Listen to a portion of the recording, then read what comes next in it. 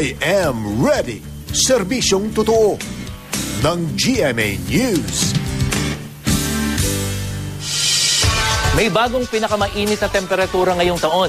At ayon po sa Pag-asa, pumalo sa 37 degrees Celsius ang init ng panahon dyan sa Dagupan, Pangasinan at sa General Santos City kahapon. Mas mataas po ito kaysa sa 36.8 degrees Celsius na naitala naman sa Tuguegarao noong Martes. Ang Metro Manila, meron ding bagong record high na init. 35.2 degrees Celsius naman po ang naitala kahapon, dakong alas 3 naman ng hapon. At sa datos na nakalap ng Weather Central, magpapatuloy po ang maalinsangang panahon sa malaking bahagi ng Luzon. At ang Pag-asa Hydrometeorological Division, tuloy po ang pagbabantay sa mga pangunahing dam.